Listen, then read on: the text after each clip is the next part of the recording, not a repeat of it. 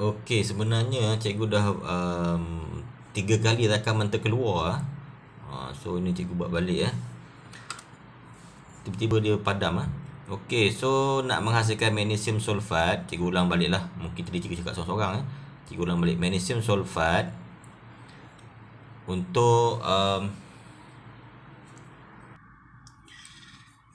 untuk magnesium sulfat dia ada 3 pilihan sama ada kamu nak guna asid campur logam reaktif pun boleh, asid campur logam oksida pun boleh, asid logam karbonat pun boleh. Pilih salah satu dia tak boleh pakai pakai apa tadi, kaedah pertama tadi, asid campur alkali tu tak boleh. Itu hanya untuk kaedah yang pertama, yang garam dia bermula dengan sama ada natrium, kalium atau amonium. Ini hanya satu saja Ini ada 3. Okey, so cikgu ambil yang mula-mula dia. Okey, asid apa sesuai? Asid ada klorik tak boleh lah. Klorid akan menghasilkan garam klorida. Asid nitrik akan menghasilkan garam nitrat. Garam sulfat adalah asid sulfurik lah. Asid sulfurik. Okey, manakala logam dia, logam reaktif. So cikgu nak guna logam reaktif. Satu logam lah, magnesium je lah. Okey, magnesium. Tapi kalau logam reaktif, dia tidak akan menghasilkan air dia akan menghasilkan gas hidrogen. Bukan air tak ada air. Boleh Ataupun kita nak buat kaedah kedua, yang kedua ni pun boleh juga. Okey, cikgu padam kita pakai yang kedua ni pakai yang kedua. Asid masih asid sulfurik, logam oksida. Logam oksida tu maksudnya magnesium oksida lah. Magnesium oksida. Maka dia akan menghasilkan magnesium sulfat, tetapi magnesium oksida dia bukan hidrogen, dia adalah air air. So yang ni kamu kena seimbangkan lah. Asal kita tak perlu seimbang. Ataupun kalau kamu tak nak pakai kaedah pertama, tak nak kaedah kedua, boleh pakai kaedah ketiga, logam karbonat. Okey, logam karbonat ni apa? Logam karbonat mesti ada magnesium lah, magnesium karbonat tapi yang ni agak kompleks sikit lah. Dia ada air campur lagi karbon dioksida. Okey, ada magnesium sulfat, ada karbon dioksida, ada air.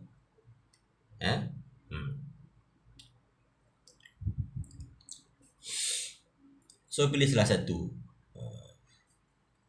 Tapi kelas cikgu nak beritahu lah, soalan kalau exam dia suka tanya ni tau. Dia suka tanya logam penyediaan garam. Cikgu padam sekejap Okey, dalam exam dia suka tanya garam ni garam. Sekejap, lama. Dia suka tanya garam.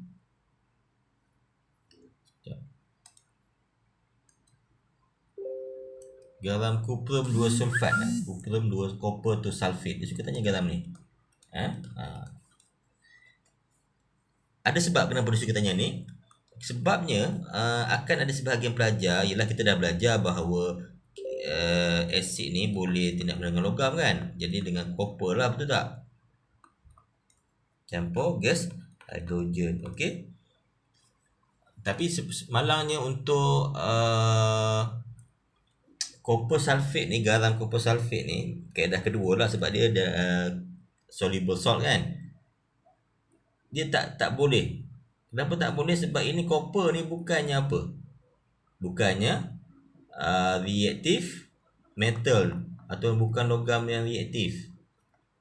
Dia bukan reaktif. Jadi untuk logam copper ni tak boleh bertindak dengan asid. Berbeza dengan magnesium. Magnesium boleh, sebab magnesium ni logam yang reaktif.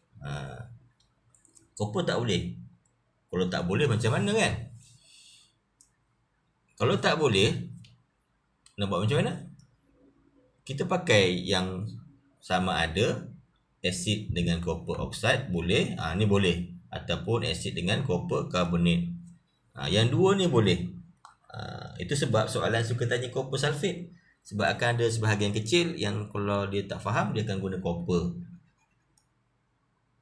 Copper tak boleh sebab dia less reaktif. Jadi kita kena pakai copper oxide atau copper carbonate.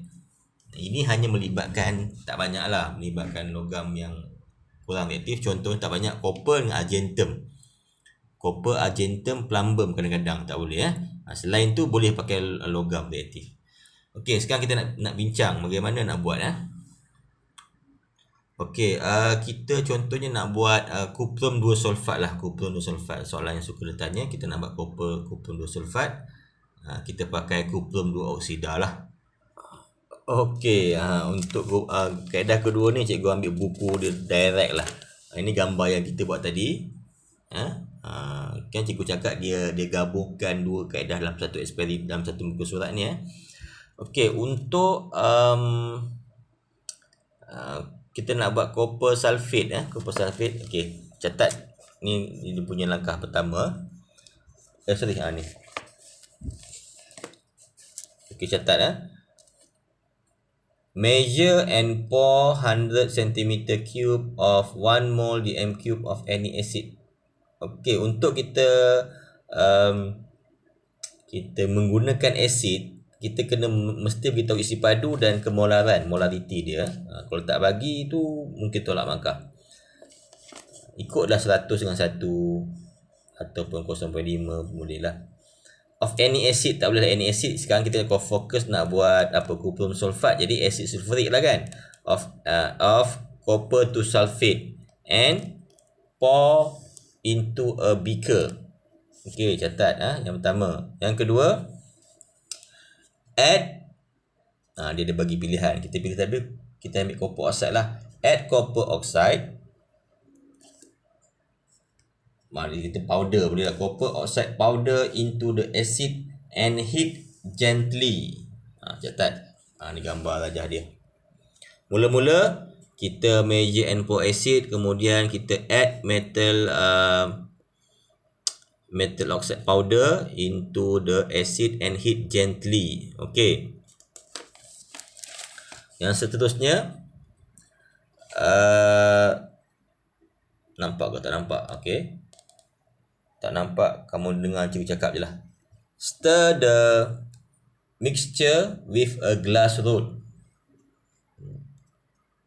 Kemudian add copper to oxide powder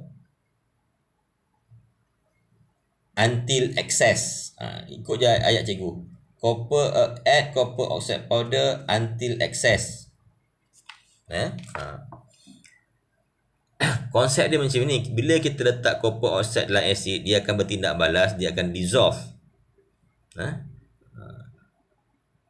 Bubuh, dia akan bertindak balas, dia akan hilang. Bubuh dia akan hilang. Sebab dia bukan hilang, dia bertindak balas lah.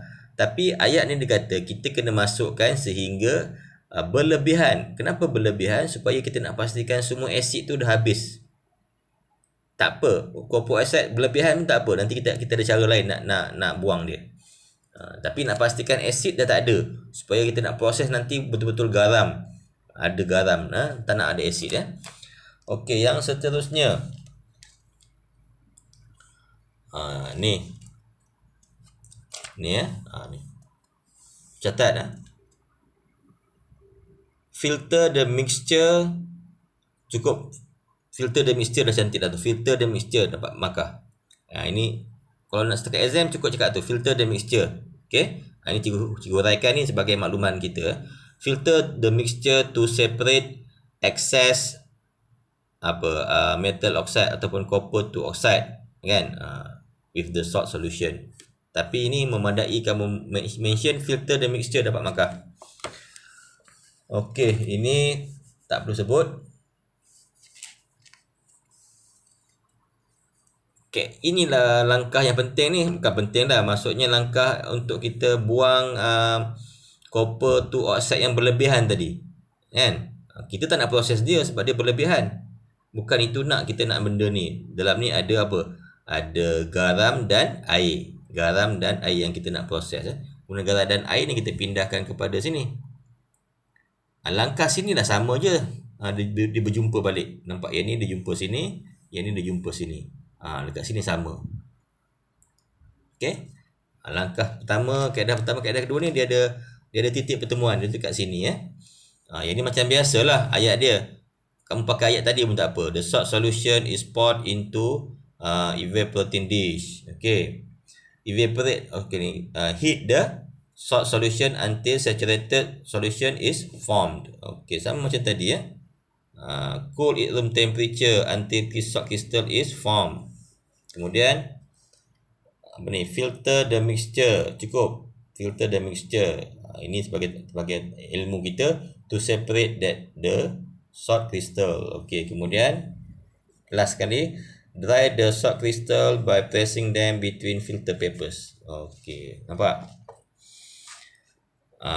Ini cikgu cerita ringkas dia punya step untuk kaedah yang kedua. Kamu boleh untuk menambah ilmu, tengok balik buku teks, baca situ ada banyak mungkin lebih detail. Itu sebagai ilmu sajalah. Tapi untuk menjawab exam memadai yang cikgu cakap tadi Okey, kelas Cikgu tak boleh buat lama-lama sebabnya rakaman cikgu nanti dia akan stop sendiri sebab dah penuh Okey, itu saja kelas. Terima kasih. Jadi memadailah topik kita setakat ini cuma kita tak bincang lagi untuk kaedah yang ketiga, iaitu kaedah garam tak terlarutkan insoluble salt tu nantilah lepas exam Okey, itu saja kelas. Terima kasih.